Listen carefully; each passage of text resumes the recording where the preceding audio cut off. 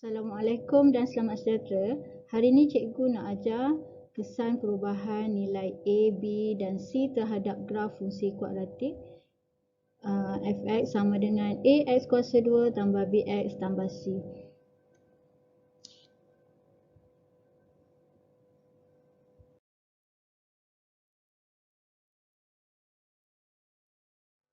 Okey, pertama sekali kita tengok bagaimana nilai A menentukan bentuk graf.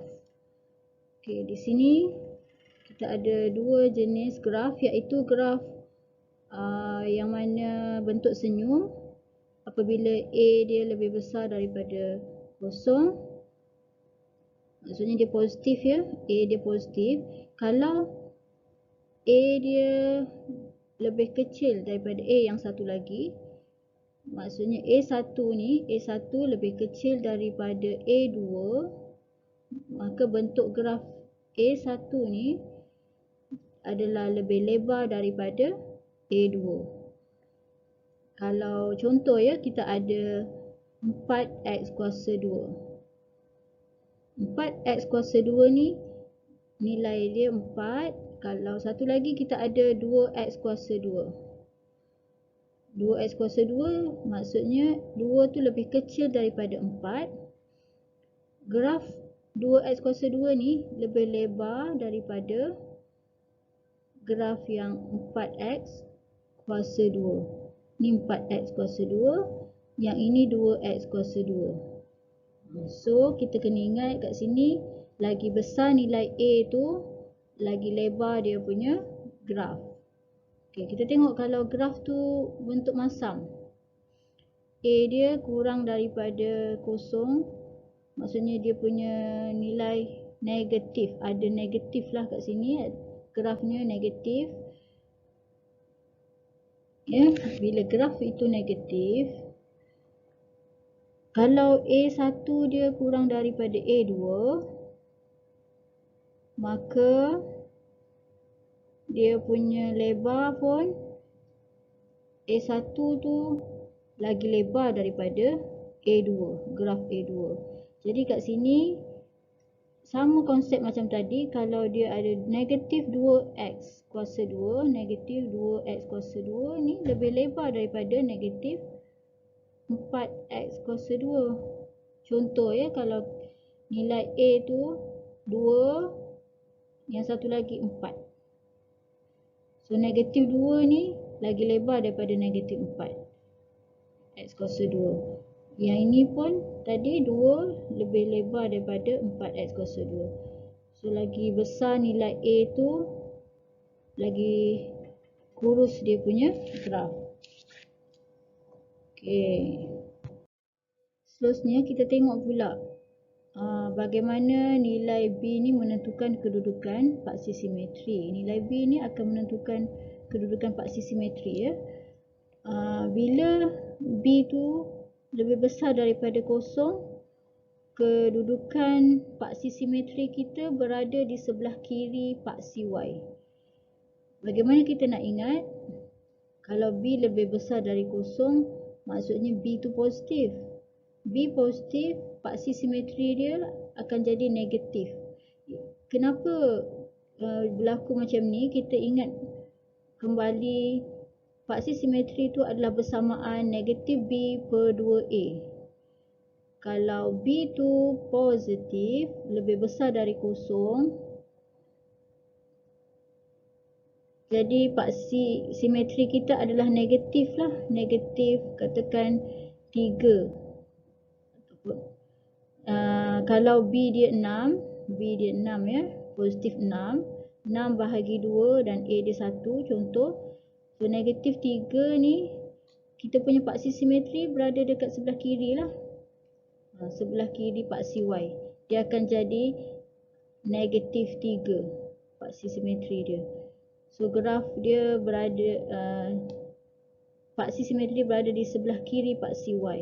Kalau B dia lebih besar dari kosong. Ini untuk graf yang senyum ya, graf senyum. Kalau B kurang daripada kosong, dia berada di sebelah kanan paksi Y. Jadi paksi simetri itu akan jadi positif.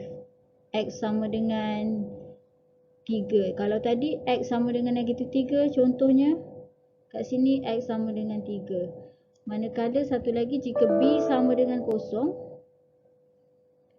B dia kosong, maka sebenarnya paksi simetri adalah sama dengan paksi Y lah. Sebab nilai paksi simetri itu akan dapat X sama dengan kosong. Persamaan paksi simetri dia adalah X sama dengan kosong. Okey, kalau graf tu masam, A dia kurang dari kosong, dia masam, B lebih besar dari kosong, dia akan berada di sebelah kanan paksi Y. Sebab dia sama juga, kita akan gunakan persamaan X sama dengan negatif B per 2A. Kalau A dia negatif kan, graf tu masam, A dia negatif. B dia pula, bila B dia positif, so negatif 6, katakan B 6, bagi 2 per negatif 1. So kita akan dapat X sama dengan 3. Nampak ya, 6 bahagi 2 lah. Negatif 6 bahagi negatif 2 dapat 3. So X dia sama dengan 3. Ini contoh ya. Contoh saya nak tunjuk dia X sama dengan 3. So nak ingat dia, bila B dia lebih besar dari kosong, paksi simetri ni berada di sebelah kanan. Untuk sebaliknya, B kurang dari kosong, bila B tu negatif lah, negatif 6. A dia still negatif, negatif tadi. So negatif positif, positif bagi negatif jadi negatif. Dia akan berada di sebelah kiri. Dan satu lagi, kalau dia sama dengan kosong, B sama dengan kosong, paksi simetri kita adalah persamaan paksi Y, X sama dengan kosong. Okey, sebenarnya kita tentukan ni supaya kita faham nilai B tu. B negatif ke positif tu, kita tahu macam mana nak cari paksi simetri. Okey, seterusnya nilai C pula. Bagaimana nilai C ni menentukan kedudukan pintasan Y? Sekiranya kita ada persamaan 2x kuasa 2 tambah 3x tambah 5. So nilai C tu, 5 ni adalah menentukan pintasan Y. C bersamaan pintasan Y.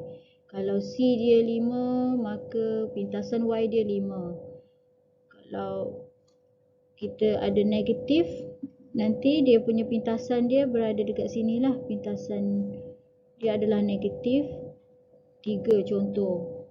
So yang ni senang je, kita nak ingat nilai C tu adalah menentukan kedudukan pintasan Y.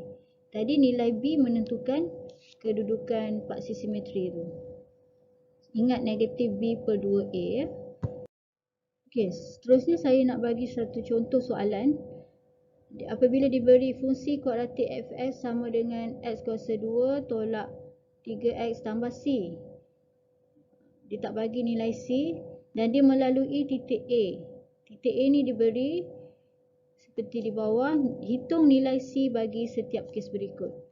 Okey, sekiranya ada titik A nya 0, 4, maksudnya nilai X dia 0, Y dia 4. Jadi macam mana nak cari nilai C? Kita gantikan Fx ni X dengan nilai titik yang diberi. Fx tu sebenarnya adalah Y. Ya, Y tu maksudnya dia paksi Y. Fx tu adalah sama dengan Y. So kat sini kita gantikan 4 sama dengan 0 sebab X dia 0. 0 kuasa 2 tolak 3 darab 0 tambah C. So C kita adalah sama dengan 4 kat sini sebab sini 0 tolak 0, C sama dengan 4. Ini untuk nilai yang pertama. Seterusnya B, kita ada X dia negatif 1, Y dia 3. So kalau kita nak tulis Y sama dengan X kuasa 2 tolak 3X tambah C pun tak ada masalah sebab Fx sama dengan Y. Fungsi dia, nanti paksi dia kat sini, ni X, ni Fx. Ok, Okey, gantikan nilai 3 sama dengan negatif 1 kuasa 2 tolak 3 darab negatif 1 tambah C. So kat sini kita ada 3 negatif 1 kuasa 2 1 tambah 3 tambah C. So C dia adalah sama dengan 3 tolak 4. 1 tambah 3, 4. So kita tolakkan ke sebelah kiri. 3 tolak 4. C kita adalah negatif 1. So ini jawapan dia ya. Saya tulis sebelah kiri macam ni. Dia sebenarnya sama dia dengan C sama dengan negatif 1 macam ni. Yang ini juga adalah C sama dengan 4. So ini jawapan dia ya.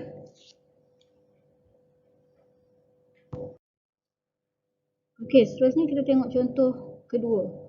Raja di sebelah menunjukkan dua graf fungsi y sama dengan fx dan y sama dengan gx yang dilukis pada paksi yang sama.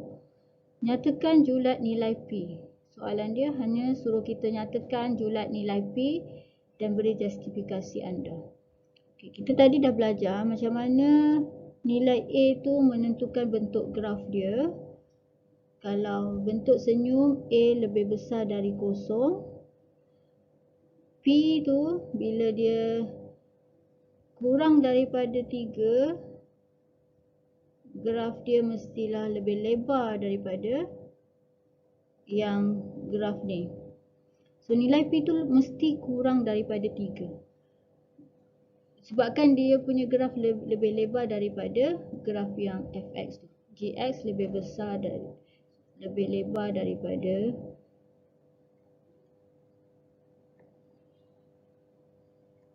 fx. Maka P mestilah kurang daripada 3. Ingat ya, bila dia lebih besar nilai tu, graf dia lagi runcing. Okey, lagi kuruslah. P kurang dari 3. Dan pada masa yang sama, nilai P tu adalah nilai A kan? A tu mesti lebih besar dari kosong. Dan dia mestilah antara kosong hingga 3. A yang kita ni, AA ni mestilah lebih besar dari kosong. Ni kan, A dia lebih besar dari kosong. So, maksudnya nilai P tu dia mestilah lebih besar dari kosong dan kurang daripada 3. Inilah julat dia. Oleh sebab itu jawapan dia adalah kosong kurang dari P kurang daripada 3. Ni julat dia. Antara. Kerana apa justifikasinya? Gx tu lebih lebar daripada fx dan graf dia senyum ataupun graf fungsi ini adalah untuk A yang lebih besar dari kosong. Okey.